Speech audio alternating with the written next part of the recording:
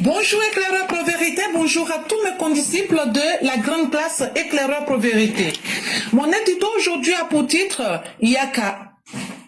Le monstre peut être difficile à abattre, mais quand il se découvre, alors on peut facilement trouver son talon d'Achille. La Côte d'Ivoire d'aujourd'hui évolue. Cependant, elle a été éprouvée par les prises de position parfois incompréhensibles des opposants au président Ouattara. En effet, ayant perdu la guidance du pays, qui s'est d'ailleurs avérée scandaleuse à tout point de vue, l'opposition ivoirienne n'a eu recours qu'à des moyens obituaires. Elle a mis à dispo cette opposition de Gbagbo Laurent et de Tidjane Thiam a mis à dispo des moyens financiers à leur jeunesse dans le but d'attaquer des personnes innocentes. Il y a eu mort d'hommes malheureusement. Des magasins ont été incendiés. Résultat des courses, ils nous ont marqués à jamais avec des noms de villes tels que Nayo, Yamoussoukro et Bonois.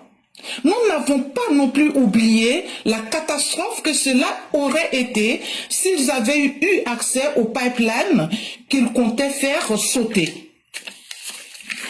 Et le pyromane du bus sortirait aussi des rangs de l'opposition.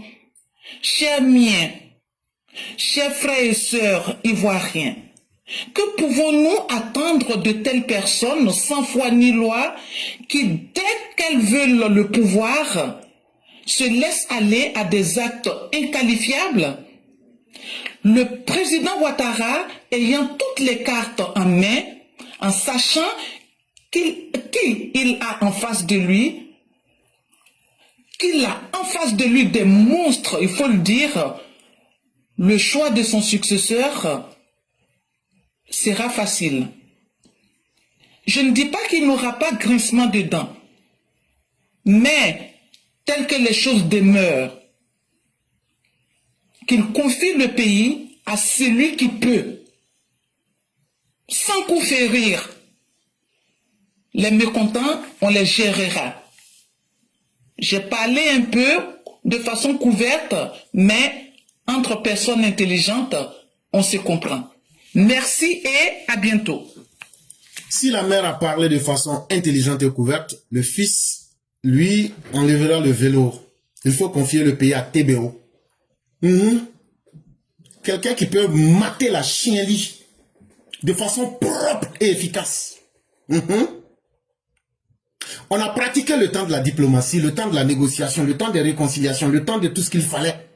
Mais à un moment, il faut aussi montrer qu'un pays, ça se gère aussi avec de la rigueur. Et aujourd'hui, il faut décomplexer ce message-là pour leur dire, on ne va pas continuer à mettre en danger la vie des citoyens. Et c'est Laurent Gbagbo qui est à la base de tout ça. Depuis qu'il est rentré en politique en Côte d'Ivoire, il a sémé la violence et chaque fois, il rentre dans des coalitions pour essayer d'imposer la violence à des niveaux. Aujourd'hui, il faut être capable de décomplexer le message. Il faut être capable de situer les responsabilités. En tout cas, nous autres, si le président Ouattara dit qu'il n'est plus au pouvoir, là, c'est le ministre TBO, là, c'est lui, nous, on va choisir comme président de la République. C'est fini. Les EPV, vous décomplexez ce message. Ah oui. C'est fini. Le président Ouattara a été élu. Le président Ouattara a son dernier mandat. Commençons à nous libérer et à être décomplexés. Disons ce que nous pensons. Si le président Ouattara n'est pas là, c'est le ministre TBO qui sera notre président et notre candidat. On le dit clairement. Parce que quand on paye nos impôts là, personne ne nous oblige. Et on n'en a pas honte. Donc nous allons décider de ce qui nous arrange. Aujourd'hui, nous avons besoin d'un leader qui est ferme, qui est rigoureux, qui est efficace. Et point barre. Et donc, chers Ivoiriens, la chienlit n'a que trop duré. Aujourd'hui, quand vous voyez le PDC Tidjane Thiam qui est un ovni politique venir aujourd'hui mettre des gens en place pour créer la violence en Côte d'Ivoire, mais ça croit qu'il a copié le modèle quelque part. C'est le modèle Gbagbo. Aujourd'hui, nous en avons marre. Et il faut trouver quelqu'un pour mettre fin à cela. Et la personne qui peut répondre à ces problématiques-là, c'est le ministre de la Défense TBO. Et ça, il faut qu'on puisse le dire. Et merci encore à Mère Blanc, merci à vous tous. Journée spéciale de soutien à la CEDEAO, le samedi 31 janvier 2026. L'événement mettra en lumière le leadership sécuritaire de Ténébrema Ouattara. Chers parents, le 31 janvier 2026 qui vient là, la CEDEAO va fêter ses 50 ans. Et donc la CEDEAO, à travers des organisations de la société civile, a décidé d'honorer un homme qui s'appelle Ténébrema Ouattara. Et pourquoi ils vont honorer Ténébrema Ouattara? C'est parce que aujourd'hui, il est l'un des stratèges et un des hommes les plus efficaces en matière de sécurité, et il a fait ses preuves en Côte d'Ivoire. Et aujourd'hui, son exemple sert à toute la CEDEAO et aux pays qui tiennent à leur sécurité. Et donc, en vérité, la CEDEAO va bientôt fêter ses 50 ans, comme je vous le disais.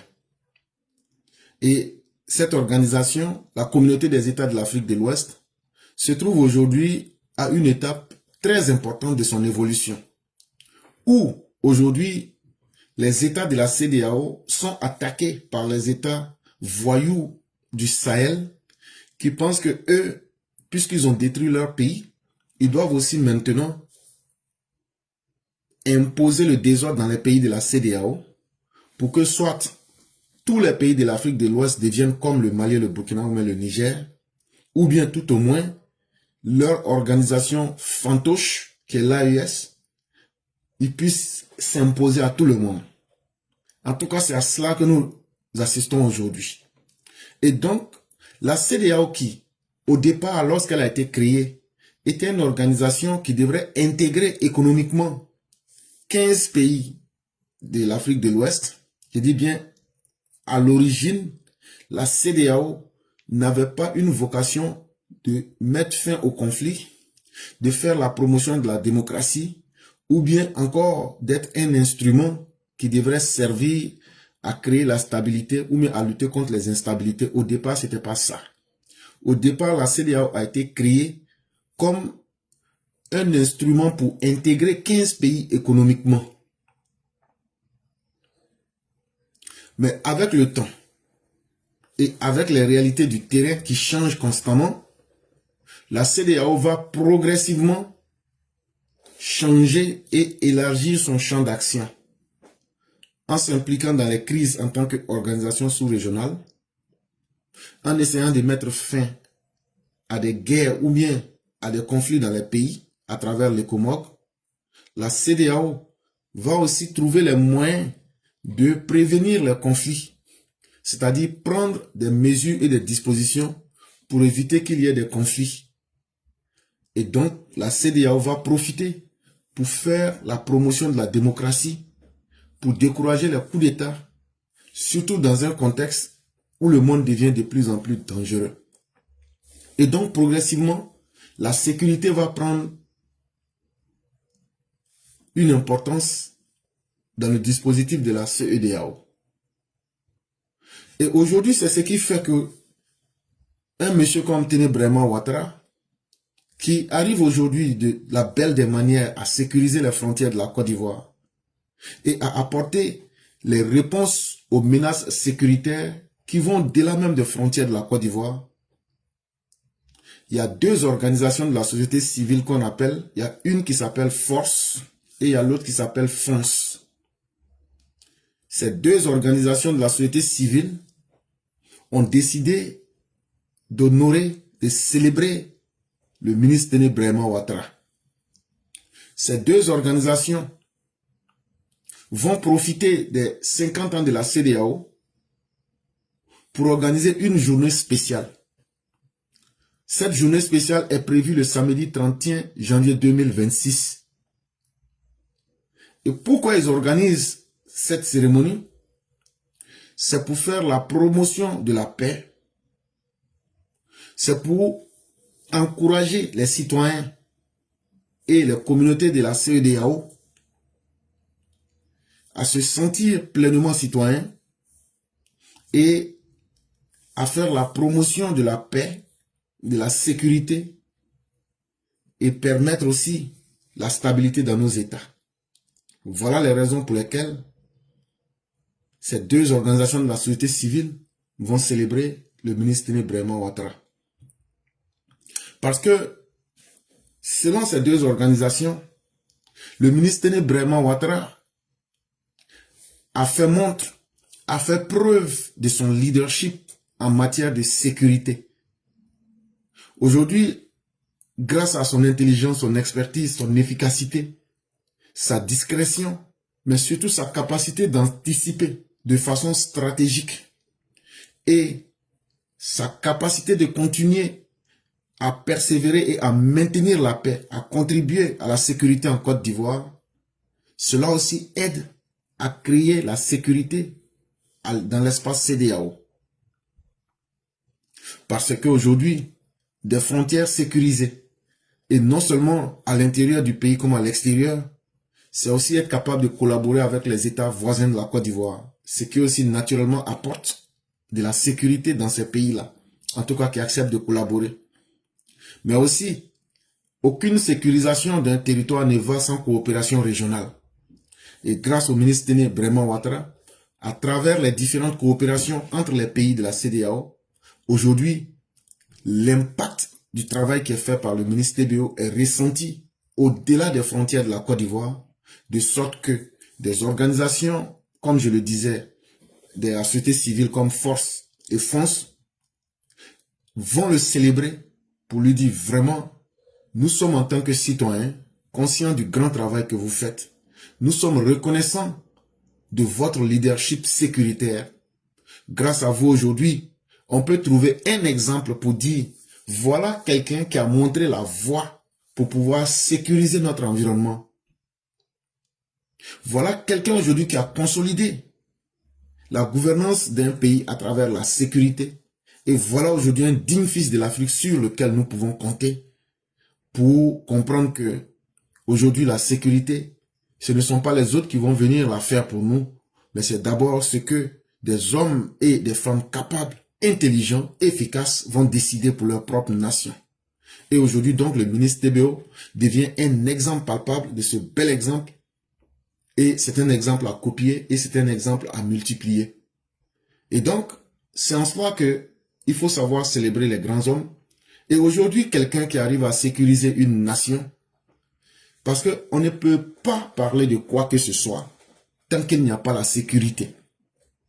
Parler de développement, parler de progrès, parler de tout ce que vous voulez, s'il n'y a pas de développement et s'il n'y a pas de paix, tout cela ne peut exister.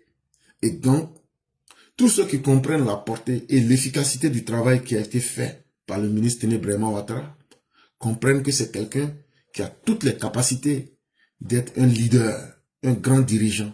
Et ça, c'est vraiment très important.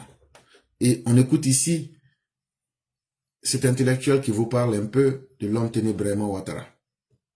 Alors moi je vais vous dire, au sein du RADP, moi je vois honnêtement une personne à qui le président doit faire confiance, qui soit de RDR originel, c'est clair et net, hein, du RDR originel. Moi, je vois, en tout cas, son petit frère, Téné Ibrahima. C'est clair, c'est net, il faut le préparer, il faut prendre la relève, il ne faut pas se faire des... Là, le président aura confiance en lui, vous allez prendre un autre qui est venu prendre dans un tabouret, après, c'est le jour, la nuit, bon, mais c'est pas la peine. Excusez-moi, mais un point intellectuel comme vous, je veux dire, prenez cette dynastie. Ce n'est pas une dynastie. Mais c'est ça, en fait. Non, le fait que la confiance n'a rien à voir. La confiance au sein du RHDP, il y a des militants de première heure. Parce que vous avez parlé de militants du RDR. Il y en a pas mal quand même. Hein. Au-delà du président. Non, mais c'est vous qui êtes au RHDP. J'estime que, en votre sein, vous avez quand même d'autres noms à proposer, autre que celui du président, du petit frère du président. Je présente d'abord le nom qui me vient à l'esprit. Okay. C'est un problème de confiance. Mais il faut avoir la confiance. Là, il a pris la défense. Il est en train de gérer la défense. Vous savez, la linéarité, c'est quoi? C'est de gérer des départements clés et puis d'aller. Parce que quand on dit un président de la République, il faut avoir flirté avec la défense. Vous allez me dire qu'Alassane n'a pas flirté, mais il était vraiment il connaissait bien la défense, il avait ses conseillers. Moi, je pense. Hein. Je pense. Et donc, à travers ce que cet intellectuel dit, vous ferez vite de comprendre qu'aujourd'hui, dans l'Afrique de l'Ouest, et même dans le monde aujourd'hui, vous allez voir combien de fois les États tiennent aujourd'hui à leur sécurité.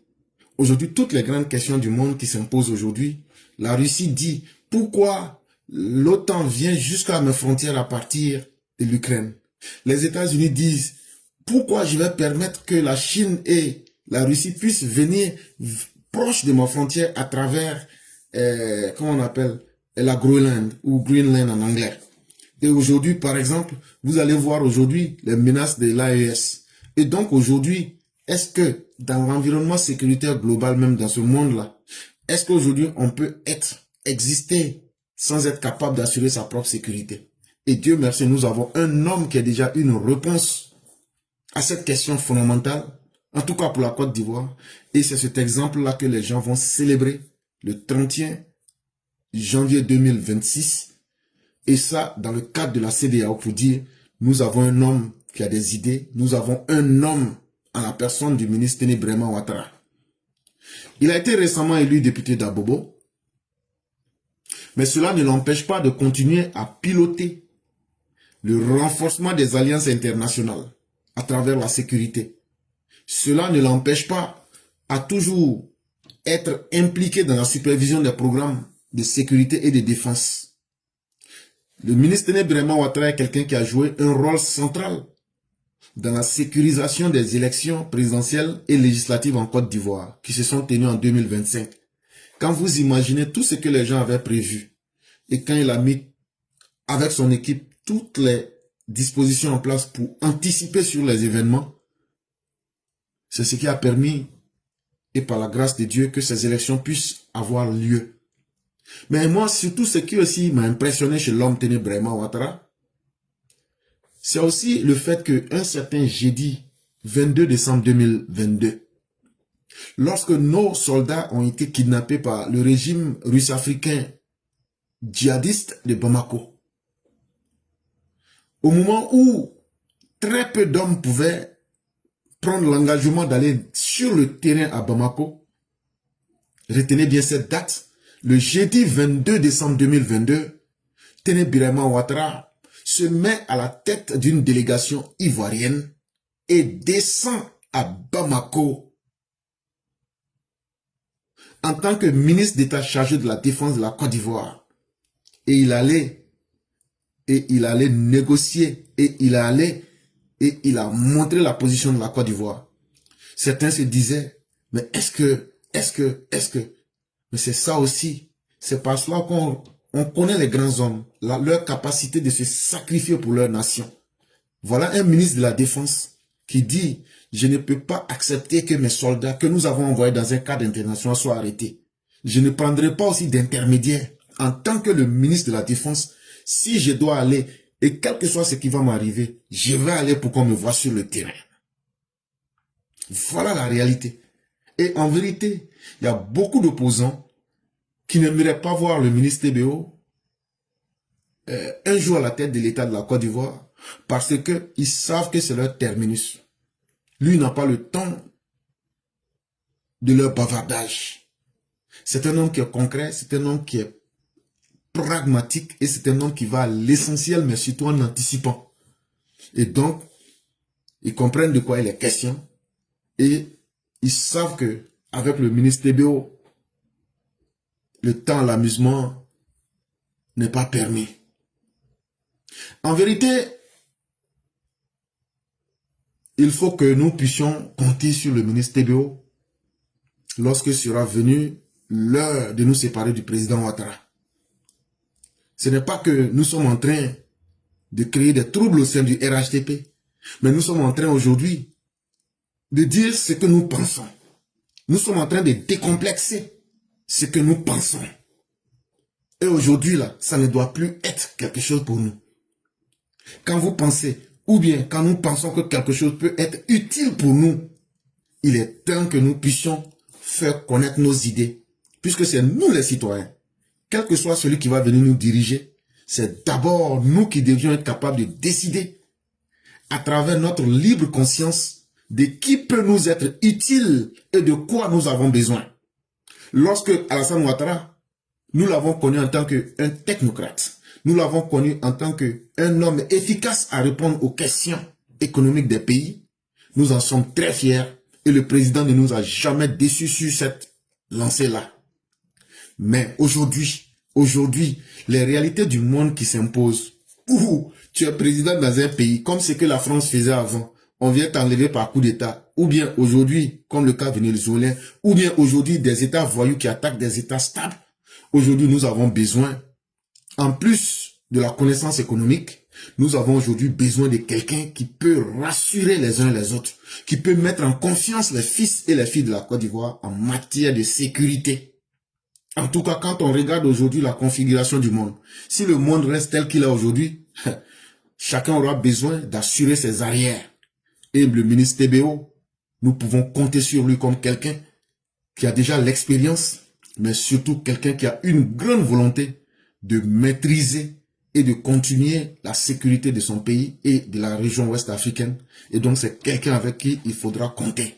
Et ça, il faut déjà, comme je le dis, décomplexer ce message-là pour que les uns et les autres aujourd'hui puissent commencer déjà à s'apprêter ou bien à réfléchir. Éclaireur, oui, TBO, par rapport au ministre TBO, si c'est l'homme de la situation, pourquoi pas? Parce qu'il y a des enjeux sécuritaires. Donc, nous avons besoin de paix, nous avons besoin de sécurité. Voilà. Si Monsieur Ouattara Birahima remplace Monsieur Ouattara, Alassane Ouattara, je pense que ça va pas choquer. La Côte d'Ivoire ne va pas être l'exception. On l'a déjà vu au Bénin, au Togo. On a Eyadema fils qui a remplacé Eyadema père. On a Idriss Déby au Tchad qui a remplacé son père Idriss Déby. Et on a vu qu'au Gabon, il y a comment il s'appelle, Bongo fils qui a remplacé Bongo père. Donc je pense que si TBO est l'homme de la situation, et bien dans la conscience collective, nous devons l'accepter et de dire que c'est l'homme avec qui nous devons continuer parce que il s'agit des questions sécuritaires et c'est l'homme fort, c'est l'homme, le sécurocrate qui ne parle pas beaucoup, mais dont nous avons vu vraiment les efforts et voilà, les preuves sont là. Grâce à lui, nos parents sont en paix. Donc je pense que vous êtes dans la bonne sensibilisation éclaireur. Donc je pense que vous ne vous trompez pas. Oui, nous allons nous y faire et puis voilà, parce que la Côte d'Ivoire doit rester en paix. Voilà ce que je voulais dire éclaireur. Merci beaucoup. Charles, c'est moi qui vous dis merci. En plus de ce que vous aviez déjà dit, je souhaite aussi signaler que dans la plus grande démocratie du monde qui se trouve aux États-Unis, George Bush père a été succédé par George Bush fils. Voilà. Et donc, c'est pour vous démontrer que l'argument que les gens veulent tenir, on est dans une dynastie, on est dans une succession lignagère. Nous avons les arguments de vous faire comprendre que non, la politique n'a rien à voir avec le droit de sang. Si le président Ouattara avait pris M. TBO comme ministre de la Défense et qu'il avait été incapable de sécuriser les Ivoiriens, on n'aurait pas tenu compte de son sang ou même du lignage pour dire qu'il a été inefficace. Et donc, nous ici, nous parlons d'efficacité. Et aujourd'hui, là, dans les 10-20 années à venir, si nous demeurons dans la configuration dans laquelle on est aujourd'hui, que ce soit au plan mondial ou bien que ce soit au plan sous-régional, ceux qui seront les dirigeants de ces pays-là doivent être des gens de poigne qui sont capables d'assurer la sécurité intérieure et au-delà de leurs frontières. Et le ministre TBO est l'homme le plus efficace en la matière. Parce qu'il a acquis une grande expérience, mais surtout, ce qui fait la grande différence entre lui et les autres, c'est cette touche de volonté de vouloir se surpasser. Et même ce que les gens veulent utiliser comme un argument qui est contre lui, mais justement, moi je l'utilise comme un argument qui est en sa faveur. C'est parce que justement, il est le petit frère d'Alassane Ouattara que nous devons lui demander plus. Parce que nous autres, nous ne demandons pas le bon, mais nous demandons le meilleur. Et aujourd'hui même, là, le fait qu'il est le petit frère d'Alassane Ouattara, ça le met dans une condition où on peut lui demander 2 ou même 3 fois mieux. Est-ce que ça, c'est pas encore bien? Et donc, c'est que même les gens veulent utiliser comme argument pour essayer de casser ce débat-là, c'est même un avantage pour lui. Tu n'es pas n'importe qui. Tu as remplacé un homme qui est de haut calibre. Mais encore, arrange-toi pour faire mieux que lui. C'est cette volonté-là qui va animer le ministre TBO, en plus de ce qu'il est déjà. Nous pensons que c'est le meilleur dirigeant qui pourra répondre aux besoins d'avenir de la Côte d'Ivoire. Et donc en 2030, je crois que c'est une alternative sur laquelle il faut compter en termes de gérer ce pays-là sans état d'âme. Et ça, comme nous le disons, il faut déjà décomplexer ce message-là pour que les Ivoiriens essaient. Nous n'imposons rien, nous nous donnons notre vision pour que les Ivoiriens aussi puissent juger et pour qu'on puisse déjà mettre le débat sur la table de façon décomplexée. Vraiment, merci à vous, chère mère. Merci encore de cette belle lecture et que la grâce de Dieu demeure en nous. Amen. Merci beaucoup. Bonne suite d'émission à tous. Je vous en prie, chère mère. Bon week-end à vous surtout. Merci. Pareillement. Okay. Merci à notre maman, notre brave mère. Machata Blanc. Nous mettons encore tes fort d'après le campement. Il y a quoi dans la vérité qu'on ne peut pas dire? En tout cas. Il y a quoi dans la vérité qu'on ne veut pas qu'on dise? Vous pensez que quand on se lève, on dit Papa TV est l'homme de la situation là. C'est parce qu'on l'aime trop, ou bien c'est parce qu'il est du mort, ou bien c'est parce qu'il est comme ça. Hey, le monsieur s'est déterminé de par son travail. Et nous faisons confiance. Parce qu'actuellement là, c'est grâce à lui que nos parents sont tranquilles en Côte d'Ivoire. Vous avez compris? C'est grâce à lui actuellement là que nos parents sont tranquilles. Actuellement là, notre problème le plus ardent en Côte d'Ivoire actuellement là, c'est comment gérer la sécurité de la Côte d'Ivoire. C'est comment gérer l'ensemble de la justice en Côte d'Ivoire. C'est ça notre problème majeur d'abord. Développement là, nous on a trop vu. Actuellement papa, de ce qu'il a déjà tracé là, on peut faire avec. Et puis continue de le faire. Donc de quoi vous nous parliez? Vous pensez que c'est parce qu'on dit, c'est le fils d'eux, c'est le frère d'eux, vous êtes encore dans ça? Nous là, c'est le travail, on regarde. Papa Ado, pour mettre Papa Tebo vice-président avec lui, on va avancer. C'est lui qui va avancer, nous on avance. Tu ne veux pas avancer, tu changes de navire. Hey! Dieu nous a créé sur terre, on avait dit 1 à 1. Et on ira 1 à 1. Donc celui qui n'est pas content, dès maintenant, nous on veut connaître 2030 au fait. Nous on veut connaître 2030, comment ça va aller là. Avec quoi on doit avancer là. Nous on veut connaître ça. C'est pourquoi nous disons ici que nous là, TB ou rien. Oui. C'est lui où on va d'abord. On n'a pas dit que les autres à côté là sont pas bons. On n'a pas dit ça. Parce qu'ils vont se succéder. Ils vont se succéder dans le pays là. Parce que c'est le RIDP seul qui a montré dans le pays là qu'ils aiment les Ivoiriens. C'est le RIDP seul qui montre dans le pays là que tous les Ivoiriens doivent être un. C'est lui, c'est le RIDP seul qui nous montre ça. Mais on a nos cadres qui sont, ils vont se succéder. Mais hey, la succession directe de Papa Ado là, c'est Papa TBO. Vous pouvez parler tout ce que vous voulez. C'est voilà pourquoi nous, on veut que ça soit rapide. Et puis on va se comment, et puis jusqu'à ce qu'on va arriver en 2030. Car là, nous donne toute santé, longévité. Car là, donne santé, longévité à tous les EPV, les gens de vérité. Nous, on n'est pas d'avoir une gnani là, hein. Non, nous, on n'est pas comme vous, hein. Nous, là, nous, on est en avance. Voilà, on vise devant. Nous, on ne vise pas derrière, on vise devant. Et demain, là, 2030, elle se prépare dès maintenant. Voilà, là maintenant on connaît au moins ceux qui ont porté ceux qui ont double face là, ceux qui ont porté Boubou à l'envers, et puis ils portent Boubou et puis ils ont porté les vestes à l'envers là. On veut tout connaître d'abord avant 2030. De quoi vous nous parlez?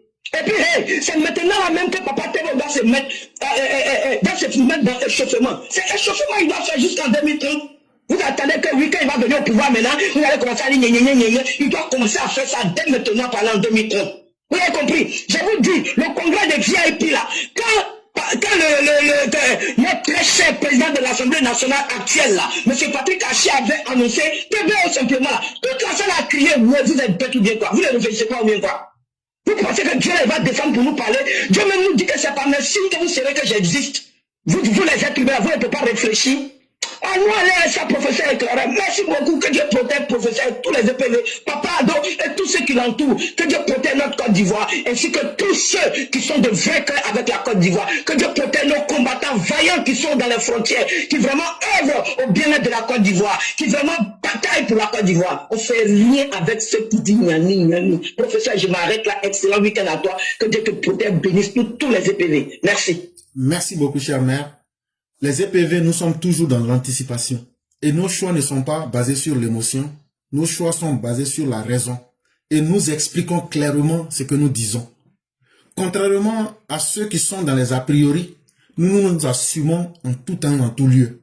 Et notre position là, si le président Ouattara n'est pas candidat en 2030, puisque lui-même il parle des changements générationnels là, nous là, notre candidat pour être président en 2030, il s'appelle Téné Brema Ouattara. Les gens peuvent nous aimer, nous détester, hein, mais on n'a jamais caché. Maintenant, là, c'est maintenant qu'il faut commencer à décomplexer le message. Si ça va marcher, ça n'a qu'à marcher. Si ça va pas marcher, faut pas ça va marcher. Mais nous, on va s'assumer. Les EPV, là, la classe éclaireur pro-vérité, tout le monde a toujours su. C'est pour le respect et l'amour du président Ouattara qu'on se calmait. Wallahi. Mais à partir du moment où le président même parle de changement générationnel, là, ça veut dire que le message est décomplexé aujourd'hui. Donc là, par anticipation, maintenant les arguments que nous évoquons là, nous souhaiterions trouver des gens qui peuvent valider ce que nous disons pour que nous puissions rentrer maintenant dans la thématique, dans les explications et surtout dans la confrontation intellectuelle. Mais déjà, on ne confie pas la sécurité d'un pays à quelqu'un qui est dans l'apprentissage. On ne donne pas la sécurité d'un pays à un apprenti, à un président apprenti. Et maintenant, là, je vous dis, quand vous regardez l'environnement sécuritaire et que vous faites une projection sur les 10 années à venir, là, la Côte d'Ivoire a plus besoin d'un sécurocrate à la tête de l'État que de toute autre compétence. Parce qu'aujourd'hui, les enjeux sécuritaires ne vont pas être simplement limités à protéger des frontières à l'intérieur d'un pays. Mais aujourd'hui, le monde qui change, les décisions et les réalités du monde qui sont fluctuantes, les choses peuvent glisser d'un bout à l'autre. Il faut aujourd'hui quelqu'un qui a de la constance. Il faut aujourd'hui quelqu'un qui a de la fermeté. Il faut aujourd'hui quelqu'un qui a de l'ambition basée sur une bonne capacité personnelle. Et ça ne s'enseigne pas. C'est-à-dire avoir envie de prouver mieux. Aujourd'hui, là, vous prenez TBO. On a un argument infaillible contre lui. Tu es le petit frère du président. Ne mets pas la honte sur ton grand frère. Et cet argument seul là suffit déjà pour le condamner à chercher. Il sera obligé de toujours chercher à faire mieux que son grand frère. Yes. Et donc là, nous, on a les arguments. Et on vous attend. Ceux qui ne sont pas d'accord avec nous, sans animosité. Nous, on vous demande, là que vous soyez de l'opposition, mais du RHDP, on est prêt pour ce débat-là. On va vous donner argument contre argument. Maintenant, ceux qui veulent nous détester pour cela, c'est votre problème. Nous, on est prêt à cela, parce que nous, on n'a jamais cherché aussi l'amour de quelqu'un. Mais nous, là, ce message-là, on va le décomplexer. On va le décomplexer. Que ça marche ou que ça ne marche pas, en tout cas, on va le décomplexer pour que on puisse mettre ça sur la table, parce qu'on ne va pas choisir quelqu'un par improvisation. Il faut commencer déjà à préparer aussi le peuple et les militants. C'est vraiment très important. Et vraiment, chers mères, merci beaucoup. Merci pour votre abnégation. Merci pour votre détermination. C'est avec beaucoup, beaucoup de plaisir que vous serez la dernière personne à qui nous donnons la latitude de nous faire la conclusion. Et vraiment, merci infiniment. Merci professeur, que Dieu bénisse Papa Ado, que Dieu bénisse tous ceux qui sont autour de lui, que Dieu bénisse la Côte d'Ivoire, que Dieu bénisse nos forces de l'ordre, que Dieu bénisse nos professeurs éclairés pour vérité ainsi que tous les EPV. Professeur, je m'arrête là, merci. Merci infiniment, chère mère, puisse le Dieu de la grâce et de la miséricorde vous accompagner et que le mariage qui sera célébré soit un mariage qui sera basé apportera beaucoup de bonheur. Et qu'il nous permette de vivre suffisamment longtemps et qu'il nous accorde ses grâces. Amen, amen, amen. Excellent week-end à tous. Merci beaucoup.